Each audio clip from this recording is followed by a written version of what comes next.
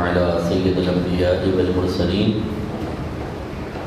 أما بعد فأعوذ بالله من الشيطان الرجيم بسم الله الرحمن الرحيم قال تبارك وتعالى في القرآن المجيد والفرقان الحميد إنا أنزلناه في ليلة القدر وما أدراك ما ليلة القدر ليلة القدر خير من ألف شهر تنزل الملائكة والروح فيها بإذن ربهم من كل أمر سلام هي حتى مطلع الفجر.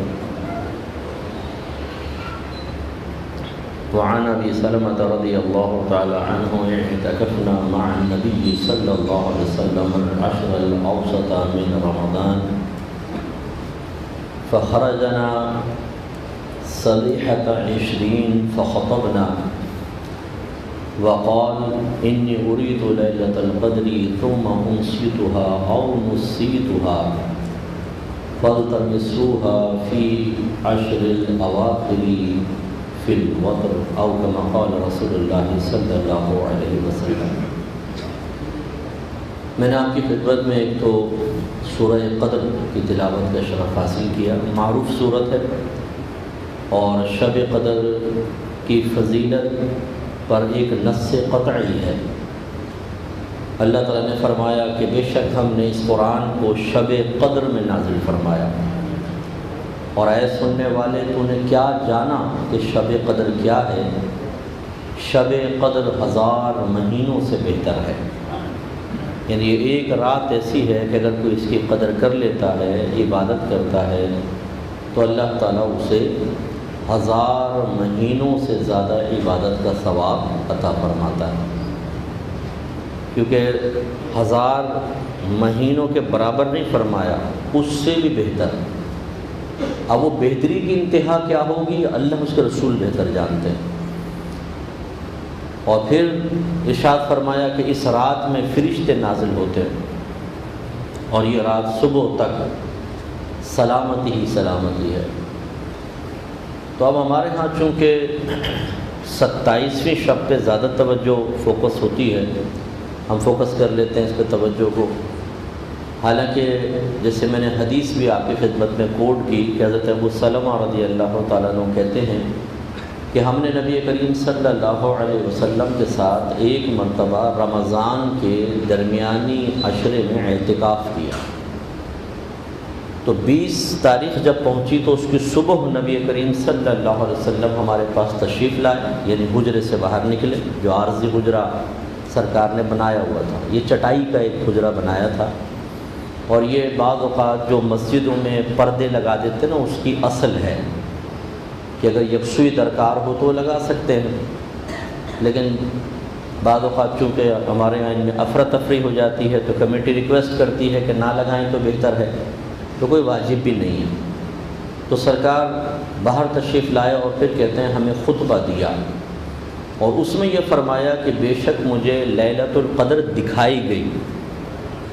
پھر راوی کہتے ہیں یا تو انسیتوہا کے الفاظ ہیں یا نسیتوہا کے الفاظ ہیں. دونوں کا مفہوم یہ ہے کہ مجھے دکھائی گئی اور پھر مجھے بھلا دی گئی. یعنی اللہ کے نبی کو دکھائی کہ رات یہ ہے، شب قدر اس تاریخ کو ہوگی، لیکن پھر خود سرکار فرماتے ہیں مجھے بھلا دی گئی. اور پھر حکم فرمایا کہ پھر چنانچہ تم اس کو رمضان کے آخری عشرے کی طاق راتوں میں تلاش کرو.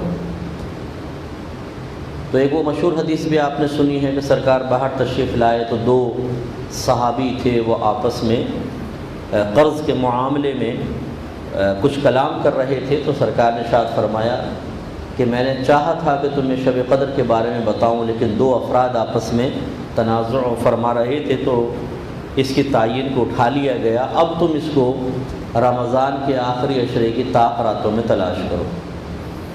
تو اس پہ بعض لوگ اس طرح کمنٹس دے دیتے ہیں کہ دیکھا نا، لڑائی جھگڑے کی نحوست یہ ہے کہ شب قدر کی تعین اٹھا لی گئی.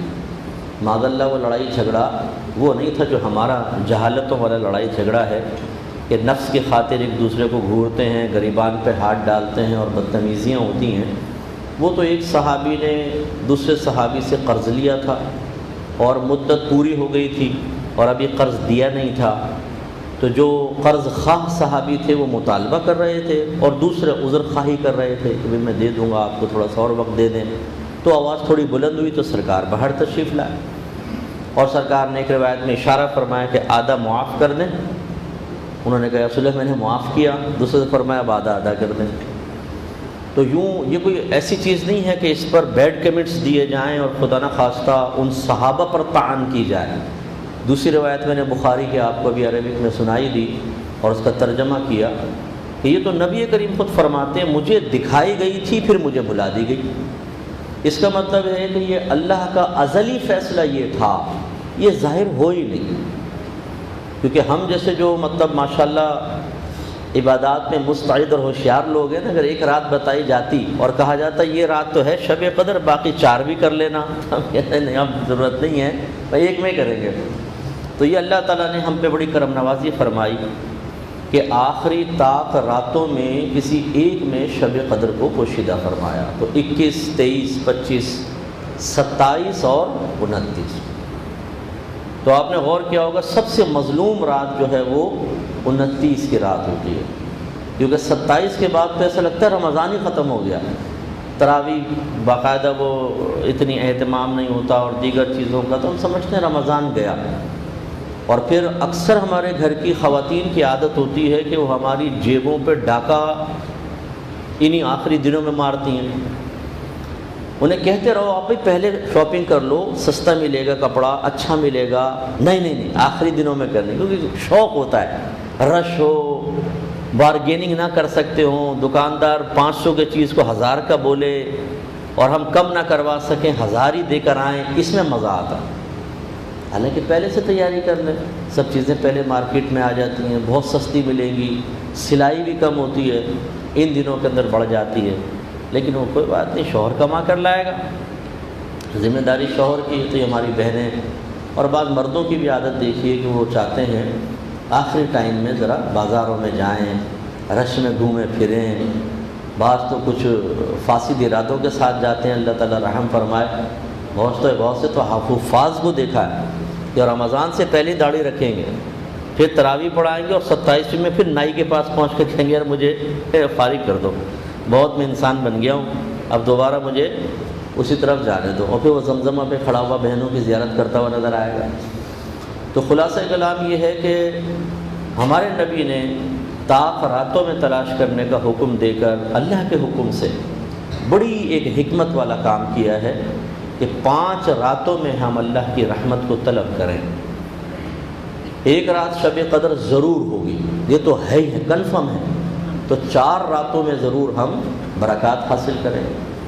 اور یہ بخاری کی ہی روایت ہے کہ اگر ہمیں شب قدر مل جاتی ہے تو ارشاد فرمایا کہ من قام لیلۃ القدر ایمانا واحتسابا فقد غفر له ما تقدم من ذنبه، کہ جس نے شب قدر میں ایمان اور احتساب کے ساتھ قیام کیا، یعنی اس رات کو زندہ رکھا، عبادات کی، تو جو کچھ اس کی سابقہ زندگی میں گناہ ہو چکے اللہ تعالیٰ سب کو معاف فرما دے گا۔ لیکن دیگر حدیثوں کی روشنی میں یہاں پر صغیرہ گناہ مراد ہے کہ صغیرہ گناہ سابقہ زندگی کے سارے ختم ہو جائیں گے۔ لیکن میرے آقا صلی اللہ علیہ وسلم نے اس رات میں اس فضیلت کے ذکر کے ساتھ کچھ قید بڑھائی، ایمان اور احتساب کی۔ ایمان کا مطلب کامل یقین کے ساتھ وہ قیام کرے۔ کامل یقین کس چیز کا؟ اللہ کی طرف سے کیے گئے وعدے کی تکمیل کا۔ اللہ نے وعدہ فرمایا کہ عبادت کا ثواب دے گا، اس کے نبی نے فرمایا تمہارے گناہ بخشے جائیں گے، تو تذبذب نہ ہو، شک نہ ہو، شبہ نہ ہو، یار چلو کرتے ہیں دیکھیں گے پتہ نہیں ملے نہ ملے، نو، کامل یقین کے ساتھ ضرور انشاءاللہ اللہ تعالیٰ کرم فرمائے گا۔ اور احتساب کا مطلب یہ ہے کہ اللہ کی رضا کی خاطر سب سے پہلے یعنی اپنے نفس کا احتساب کریں۔ ایسا نہ ہو کہ دل چاہ رہا ہے بستر پہ لیٹنے کا، دل چاہ رہا ہے گیم کھیلنے کا، دل چاہ رہا ہے دوستوں کے ساتھ باہر بیٹھنے کا، لیکن ایک دوست نے کہا چل یار آج تجھے قسم ہے میری اس دوستی کی جو ہم نے آج سے 5 سال پہلے قائم کی تھی، تجھے میرے ساتھ مسجد میں چلنا ہوگا۔ ہم نے کہا چل تیری خاطر چلے جائیں۔ اب ہم دوست کی خاطر آ کر بیٹھ گئے، اللہ کی خاطر نہیں۔ تو یہ احتساب کرنا ہے کہ نیت بالکل خالص ہونی چاہیے، ہو سکتا ہے کسی مسجد میں کہا بھی جو شب قدر کرے گا پھر اس کو سحری ملے گی، سحری میں کیا ہے؟ کباب، ٹکے، پراٹھے، بریانی، ربڑی، کھیر۔ تو کہا یار کر لو بھائی، اچھا ہے، ذرا متبرک سحری کا شرف حاصل ہو جائے گا۔ تو ہمیں کسی پہ گمان پہ شک نہیں کرنا چاہیے، اپنا خود احتساب کرے، کیونکہ کھانے پینے کے چکر میں آیا ہے تو یہ کیا ثواب ملے گا؟ اس لیے اپنی نیت کا احتساب، اور پھر اس رات کو ضائع نہ کرے، آدمی اپنا محاسبہ کر کے رکھے۔ تھوڑی سی عبادت کی، پھر دوستوں سے کہا چلو یار باہر نکلتے ہیں، چلتے ہیں، ذرا گھوم پھر کر آتے ہیں۔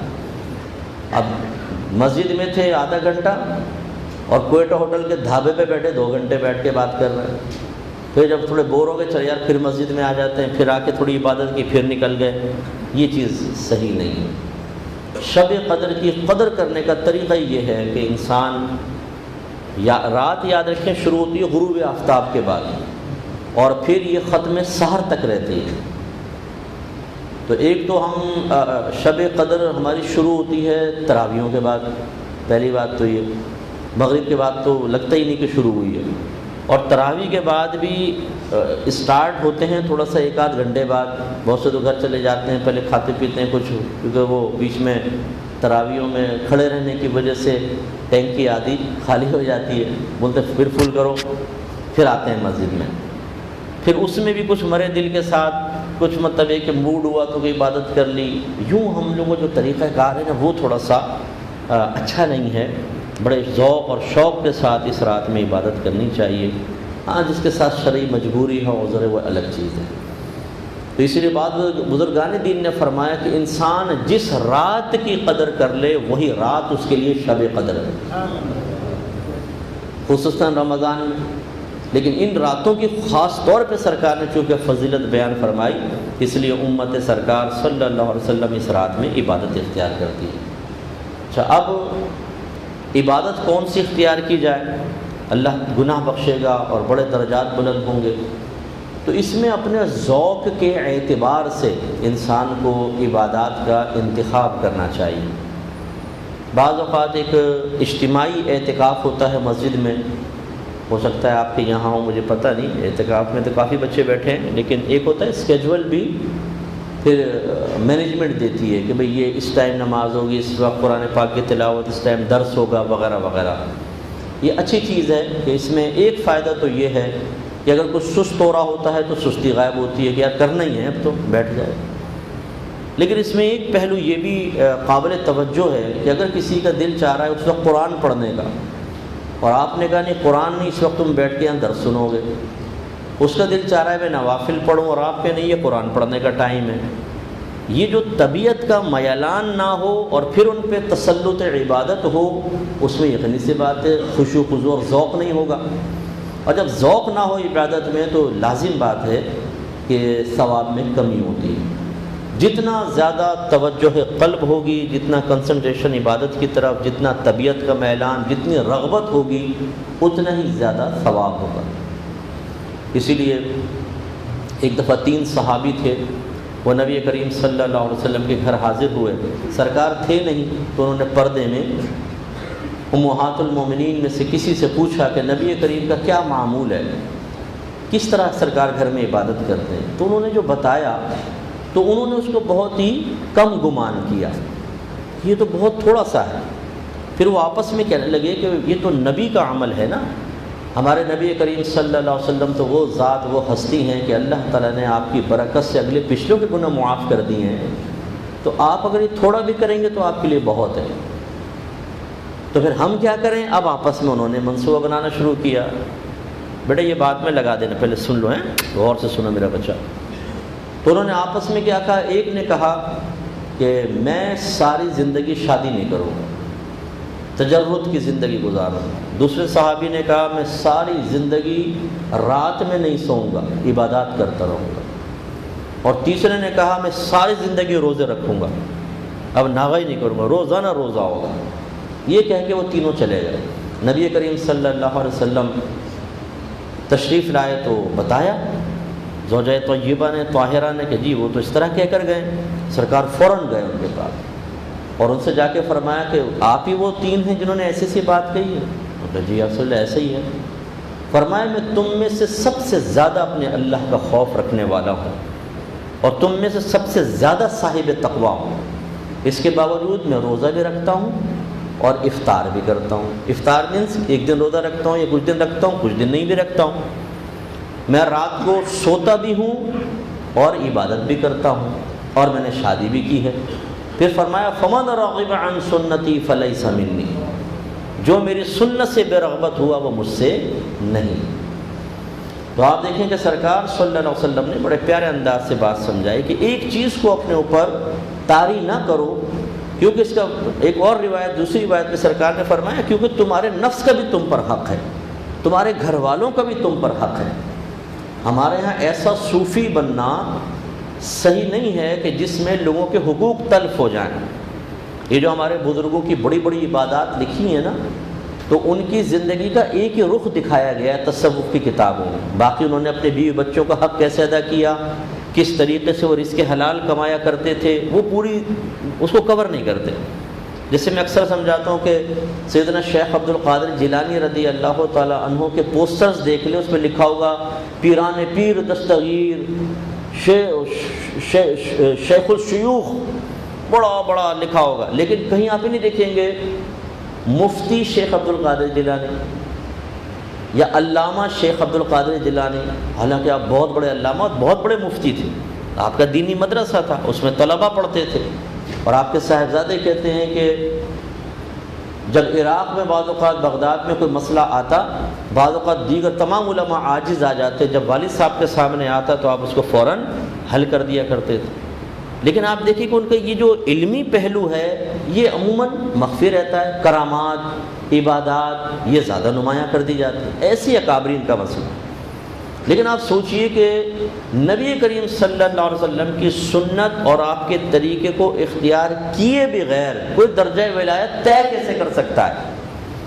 اللہ کے نبی کا طریقہ اختیار کریں گے تو درجے حاصل ہوتے ہیں. لقد کان لکم فی رسول اللہ اسوۃ حسنہ, ضرور بے شک نبی کریم صلی اللہ علیہ وسلم کی حیات طیبہ میں تمہارے لیے بہترین عملی نمونہ ہے.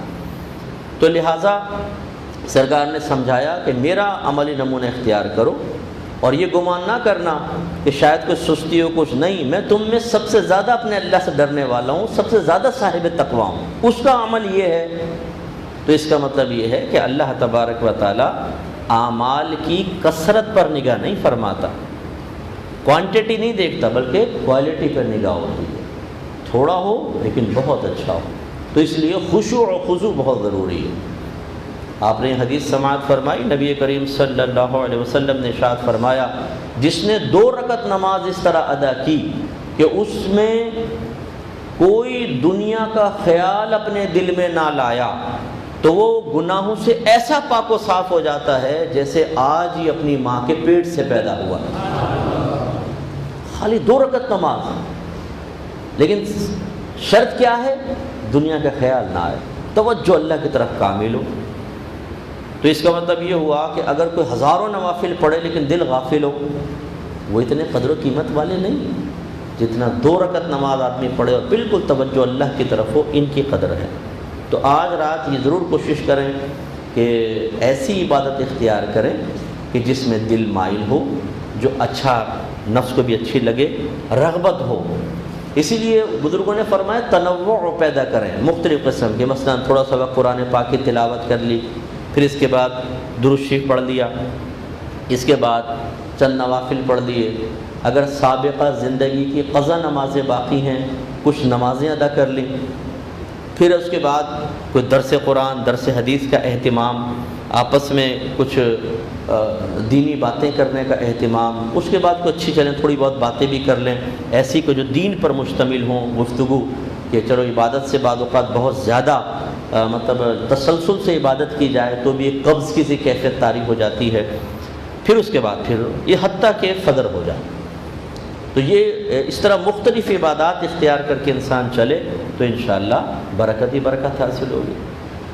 آخر میں ایک اور اہم چیز کی طرف توجہ کرواؤں گا اور پھر میں بیان ختم کرتا ہوں. یہ پچھلی دفعہ بھی آپ کو میں نے عرض کیا تھا. دیکھیں, جب کوئی مریض ہو جاتا ہے نا, اندر مرض پل رہا ہوتا ہے, اس کی تشخیص ہو جائے تو سب سے پہلے اس مرض کو ختم کیا جاتا، بلکہ ختم کیا جانا چاہیے۔ اس کے بعد پھر انسان جو ہے وہ جو کھوئی ہوئی طاقت ہے اسے بحال کرنے کے لیے طاقت والی چیزیں کھائے۔ اگر وہ مرض ختم نہ کرے اور طاقت والی چیزیں کھانا شروع کرے تو فائدہ ہوگا، وقتی ہوگا، لیکن اندر کا مرض تباہ کر دے گا۔ مثال کے طور پہ کینسر ہو اور کوئی کہے کہ یار تمہیں کینسر ہو گیا اور بڑے خطرناک اسٹیج پہ پہنچنے والا ہے، تو تم ایسا کرو سیب کھاؤ، بادام پستے کھاؤ، اور آپ لگ گئے جی سب آم کھا رہے ہیں، سیب کھا رہے ہیں، بادام پستے، اور اندر وہ علاج نہیں کر رہے، نتیجہ کیا نکلے گا؟ ہلاک ہو جائے۔ تو ہمارے ہاں ایسے ہی ہوتا ہے کہ ہم اپنی سابقہ زندگی کے جو گناہ ہوتے ہیں ان پہ توجہ نہیں کرتے، جو ہم میں اخلاق کی خرابیاں ہوتی ہیں، ہم گالیاں بک رہے ہیں، مس بہیو کرتے ہیں اپنی والدہ کے ساتھ، اپنے والد کے ساتھ، اپنی زوجہ کے ساتھ، یا کوئی بہن ہے وہ اپنے شوہر کے ساتھ نامناسب رویہ رکھتی ہے، ہم دوستوں کے ساتھ تلخ ہوتے ہیں، تھوڑی تھوڑی بات پر بے عزتی کر کے عزت اتار کے ہاتھ میں رکھ دیتے ہیں۔ اسی طرح محلے میں بعض لوگ مشہور ہوتے ہیں لڑاکا، بولتے ہیں یار یہ شخص تو بڑا لڑاکا ہے، یا عورتیں معروف ہوتی ہیں بولتی لڑاکن آ گئی بھی بہت خطرناک ہے یہ تو، جس سے پھڈا ہوتا ہے تو وہ توبہ پورا محلہ گونجتا ہے۔ اسی طریقے سے کچھ آمدنی کے ذرائع ہمارے ایسے ہوتے ہیں جو ناجائز اور حرام ہوتے ہیں، ہم ان پہ کسی پہ توجہ نہیں کرتے۔ ہم سے مراد میں اکثر کی بات کر رہا ہوں، ورنہ بہت اچھے اچھے بھی ہوتے ہیں۔ تو ہمیشہ جب میں اس طرح بات کہتا ہوں تو وہ 100% ہم فیصلہ نہیں کر رہے ہوتے، کیونکہ 100% کر ہی نہیں سکتے، لوگوں مختلف قسم کے ہوتے ہیں اکثر۔ لیکن میں نے ایسے دیکھا ہے کہ اس پہ توجہ نہیں کریں گے کہ میں کیا بد اخلاقی کر رہا ہوں، میں نے کس کس کا حق کھایا ہوا ہے۔ بہت سے وراثتیں دبائے بیٹھے ہیں، بہنوں کی، خالاؤں کی، پھپھیوں کی، اور مسجد میں آ کے او نماز پڑھ رہے ہیں خوش و خضوع سے، وہی او چودھری صاحب، توجہ نہیں کر رہے۔ دائیں بھائی لوگ کہتے ہیں یار کیا آدمی ہے بھائی، عبادت، اور پیسے کھائے بیٹھا ہوا ہے، لوگوں کا قرض ادا نہیں کر رہا، رشوتوں کا بازار گرم ہے، ناجائز کاروبار کر رہے ہیں، اور آ کے مسجد میں عمرے کر رہے ہیں ہر سال۔ مجھے ایک شخص نے بتایا میں نے کسی سے وعدہ سود پہ قرضہ لیا، اور وہ کہتا ہے کہ وہ 25 لاکھ غالباً لیا تھا اور 40 لاکھ میں سود دے چکا ہوں، 25 لاکھ وہیں پڑا ہوا ہے، اور جس نے مجھے قرضہ دیا ہے وہ اتنی بڑی کہتا ہے اس کی داڑھی ہے، ہر سال عمرے پہ جاتا ہے، ابھی بھی مجھے 2-4 آدمی گھر پہ بیچ کے تڑیاں دے چکا ہے، جب کہ میرا کس نے بھجوائی تو یوں کر دوں اور عمرے پہ چلا گیا۔ اب یہ کیا ہے؟ مرض ختم نہیں ہو رہا۔ فضیلتیں حاصل کرنے کے لیے عمرے پہ اب طواف کرتے ہوئے تو آپ دیکھیں گے ہو سکتا ہے رو بھی رہا ہو تو لوگ کہیں گے یار کیا آدمی ہے یار، اللہ تعالیٰ سے قدموں کے صدقے ہمیں بخش دے، اور حرکتیں گھر پہ آ کر دیکھیں کیا ہو رہی ہیں۔ اصل چیز یہ ہے کہ آپ اور میں بھی اپنا احتساب کروں۔ میری ہمیشہ یہ عادت ہے، میں جب بھی آپ کی خدمت میں گزارش کرتا ہوں تو ایک آئینہ اپنے سامنے بھی رکھوں، میں اپنے آپ کو آئینے میں نہ دیکھوں اور آپ کو میں بڑی بڑی تلقینیں کرتا رہوں، تو ہو سکتا ہے آپ عمل کر کے نجات پا جائیں اور میں پھنس جاؤں۔ اور میری حتی الامکان کوشش ہوتی ہے کہ میں اتنا بیوقوف نہ بنوں نفس و شیطان کے ہاتھوں۔ امام غزالی رحمۃ اللہ علیہ فرماتے ہیں کہ اس شخص کے لیے بہت ہی حسرت کا لمحہ ہوگا کہ جس کی باتیں سن کر لوگ جنت میں چلے جائیں اور وہ میدان محشر میں اپنے اعمال کی وجہ سے پکڑا جائے، تو بہت حسرت ہوگی۔ تو یہ سمجھانا یہ مقصود ہے کہ جب آپ کی خدمت میں گزارشات کی جاتی ہیں تو کسی کے دل میں یہ خیال بھی نہ آئے کہ ہمیں کہہ رہے ہیں، خود پتہ نہیں کیا کیا کرتے ہوں گے۔ اچھا اگر میں کچھ کرتا بھی ہوں گا وہ میرا اور میرا رب کا معاملہ، آپ میرا کیا احتساب کر سکیں گے؟ میں آپ کے سامنے ہوتا نہیں 24 گھنٹے، ٹھیک ہے نا؟ تو وہ مجھ پہ چھوڑ دیں، ہر شخص اپنا احتساب کرے۔ تو اس لیے میں اپنے خصوصاً جو ینگسٹرز یہاں بیٹھے ہیں بچے، ان سے خاص طور پہ گزارش کرتا ہوں، ٹین ایج میں جب انسان آتا ہے تو ہارمونز چینج ہوتے ہیں، غصہ بہت جلدی آتا ہے، طیش بہت جلدی، اور قوت برداشت عموماً کم ہو جاتی ہے۔ پھر امی کی بات بھی بہت بری لگتی ہے، والد کا سمجھانا بھی بہت برا لگتا ہے، کوئی چچا سمجھا رہے ہوں، ماموں، کوئی دادا سمجھا رہے ہوں، جلدی انسان ہائپر ہو جاتا ہے، کچھ عرصے برداشت کرتا ہے، پھر اس کے بعد پھٹ پڑتا ہے، بعض اوقات اپنی والدہ کو جواب دیتا ہے، والد کو جواب دیتا ہے۔ مسجد میں اگر کوئی بزرگ سمجھا رہے ہوں تو ان کو دو بدو جواب دے کر خاموش کروا دیتا ہے۔ تو ان چیزوں پہ توجہ کرنی۔ یہ رات احتساب کی رات ہے، اس رات میں صرف فضیلتیں تلاش نہ کریں، مفتی صاحب کوئی وظیفہ بتائیں اس رات میں کر لوں، کوئی نفل ایسی بتا دیں کہ کم وقت میں بہت زیادہ کچھ حاصل ہو جائے. اکثر آپ دیکھیں اسی کی تلاش میں رہیں گے کون سا عمل کریں. تو بھائی سب سے پہلا عمل یہ کریں کہ ایک کونے میں بیٹھ کر اپنا احتساب, میں نے کیا کیا ہے اور میں ابھی کیا کر رہا ہوں اور مجھے کیا کرنا چاہیے فیوچر میں. یہ انتہائی موسٹ امپورٹنٹ چیز ہے. حضرت سلیمان دارانی صاحب رحمۃ اللہ علیہ بڑے اللہ کے ولی گزرے ہیں. وہ فرمایا کرتے تھے کہ ایک گھڑی اور ایک روایت میں ایک رات, کہتے تھے ایک رات اخروی معاملات میں غور و تفکر کرنا یہ تمہارے دل کے لیے اس سالانہ سال بھر کی عبادت سے افضل ہے جس میں دن میں روزے ہوں اور رات کو اٹھ کے نمازیں پڑھیں. یعنی غفلت کے ساتھ انسان پری پلان اگر عبادت نہیں کرتا, وقتی ثواب بھی ملے گا سب کچھ, لیکن کما حق کو اس کے قلب کو فائدہ نہیں پہنچے گا. اس لیے احتساب, اس رات میں ایک احتساب ہونا چاہیے کہ میں نے کیا کیا کیا ہے اور میں کیا کر رہا ہوں. اگر کچھ گناہ نظر آتے ہیں اللہ کی بارگاہ میں فوراً توبہ کریں. کچھ غلط کر رہے ہیں تو اپنے احتساب کر کے ارادہ کریں کہ اب نہیں کروں گا. یہ بھی ایک توبہ ہے, یعنی اللہ کی بارگاہ میں پختہ ارادہ کہ اللہ تعالیٰ یہ جو میں خطائیں کر رہا ہوں اسے میں ختم کر دوں گا. بعض بھائی بہنیں میں کہتے ہیں مجھ سے غصہ بہت آتا ہے اور جب آتا ہے تو برداشت نہیں ہوتا. یہ نفسیاتی طور پہ کمزور لوگ ہوتے ہیں جو اپنی طبیعت سے مغلوب ہو جاتے ہیں, یعنی کمزور, بیچارے, لاچار, مجبور, بے بس, شکست خوردہ. یہ شکست خوردہ لوگوں کے الفاظ ہوتے ہیں. جی طبیعت مجھ پہ غالب آ جائے, مضبوط بنے نا, آپ کیوں نہیں طبیعت پر غالب آتے. ایک ہمارے شاید سن بھی رہے ہوں مجھے, یو کے میں ہمارے محبت کرنے والے بھائی ہیں, وہ مجھے کہنے لگے مفتی صاحب مجھے غصہ بہت آتا ہے. جب غصہ آتا ہے میں پی تو جاتا ہوں لیکن پھر کئی دن تک میں خاموش رہتا ہوں, گمسم بات کرنے کو دل نہیں چاہتا اور اس کیفیت سے باہر نہیں آ پاتا. پھر ان کو میں نے وائس میسج اسی طرح کا بھیجا. میں نے کہا یہ کوئی کمال نہیں ہے کہ آپ اپنی طبیعت سے مغلوب ہو جائیں. کمال یہ ہے کہ اپنی طبیعت اور کیفیت پر غالب آنا سیکھیں. یہ ہے کمال. اگر آپ کا دل چاہ رہا ہے کہ بس میں خاموش رہوں اور اس میں حقوق العباد تلف ہو رہے ہوں, بیوی بات کرنا چاہ رہی ہے, آپ غصے میں باہر نکل گئے, جی جا کے بیٹھ گئے, بچے پاس بیٹھنا چاہتے ہیں, آپ کے دوست, آپ کے کوئی احباب, ماں باپ آپ سے بات کرنا چاہتے ہیں, آپ خاموش بیٹھے ہوئے ہیں, تو یہ مناسب نہیں. اس پر غلبہ پائیں, بولیں. جس وقت خاموش رہنے کو دل چاہے, یعنی غصے کی وجہ سے, تو بولیں. اکیلے رہنے کو دل چاہے, لوگوں کے درمیان رہ کر اپنی طبیعت کے خلاف کر کے اس پہ غالب آئیں. 2-4 دفعہ کریں گے انشاءاللہ ہو جائے گا, بہترین نتیجہ نکلے گا. لیکن ہم فوراً شکست مان جاتے ہیں. فوراً موڈ آف ہوا, بات کرنے کو دل نہیں چاہ رہا, طبیعت کہتی ہے بات نہیں کرنی, ہم کہتے ہیں جی لبیک, بات نہیں کرنی. اس میں کتنے لوگوں کے ہم دل توڑ دیتے ہیں. آپ دیکھیں بیوی قریب آتی ہے, ہم جھٹک کے بھاگ گئے, بھی چلے گئے غصے میں, اس کا دل توڑ دیا. بچوں کو جھٹک دیا, دوستوں کو کوئی بات سنا کے چلے گئے, میرا دل بات کرنے کو دل نہیں چاہ رہا, بھی جاؤ یہاں سے. سامنے ڈر گیا.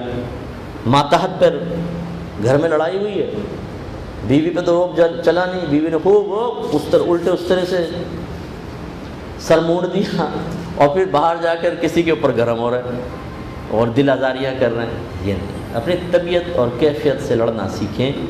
اور آج کی اس محفل کی برکت سے میں اپنے نوجوانوں کو ایک تھوڑی سی اپنے ایک نفس سے مقابلے کی سوچ دیتا ہوں کہ ہمیشہ اپنے نفس سے مقابلہ کرنا کی کوشش کریں اور کیفیات پر غالب آنے کے لیے ابتدا یوں کریں.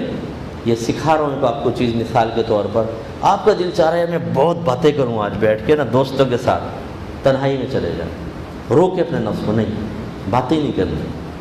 اور جب آپ کا دل چاہے کہ بڑا خاموش رہوں, آج بالکل اداس ہوں, غم کی کیفیت طاری ہے, مجنون بن گئے, جی بال بکھیر لی اور وہ جی نو, اب آپ جائیں کسی سے بات کریں, اچھی پازیٹیو بات کریں, طبیعت کے خلاف چلیں. دل چاہ رہا ہے لیٹنے کو, بیٹھ جائیں. بیٹھنے کو دل چاہ رہا ہے, لیٹ جائیں. جاگنے کو دل چاہ رہا ہے, آنکھیں بند کریں, سونے کی کوشش کریں. اور سونے کو دل چاہ رہا ہے, تھوڑی دیر بات کر لیں کسی کے ساتھ. چائے پینے کو, گرم چائے پینے کو دل چاہ رہا ہے, ٹھنڈا پانی پی لیں. اور ٹھنڈا پانی پینے کو دل چاہ رہا ہے تو چائے پئیں یا نارمل پانی پی لیں. یوں جب ہم تھوڑا سا اپنے ساتھ لڑیں گے نا, تو پھر آہستہ آہستہ غالب آنے کی جو ایک صورت ہے وہ ہمارے سامنے آئے گی. ایک جب آپ نفس کی خواہش کو کچلتے ہیں, ایک طبیعت کے تقاضے کو دباتے ہیں, انشاءاللہ آپ محسوس کریں گے دل میں نور پیدا ہوا، احساس فتح، غلبے کا احساس کہ میں نے نفس کو مغلوب کر دیا، اس سے نورانیت پیدا ہوتی ہے۔ اور جب یہ لگاتار چلتا رہے گا، ایک وقت آئے گا انشاءاللہ اگر آپ تسلسل سے اس طرح مجاہدہ کریں، اپنے نفس کی خواہشات کے خلاف چلیں۔ اب جیسے مثال کے طور پہ انٹرنیٹ ہے، ہاتھ میں دل چاہا کہ چلو فیس بک پہ چلتے ہیں، تو آپ نے کہا نو، آج تو فیس بک یوز ہی نہیں کرنا، بس اب اندر سے آوازیں آ رہی ہیں Facebook F B please YouTube no کوئی نہیں، آج بالکل بائیکاٹ۔ جب آپ ایک آدھ دن یا 1 گھنٹہ 2 گھنٹے لڑ لیں اپنے ساتھ، چلیں پورا دن نہیں تو بہت سے دوست انتظار کر رہے ہوں گے، تو 1 آدھ گھنٹہ لڑ لیں، 2 گھنٹے اپنے آپ کو روک لیں، کچھ عرصے بعد انشاءاللہ وہ کیفیات بنیں گی کہ نفس کہے گا گناہ کر اور آپ خبردار، دم دب کے بیٹھ جائے گا، اصرار نہیں کرے گا۔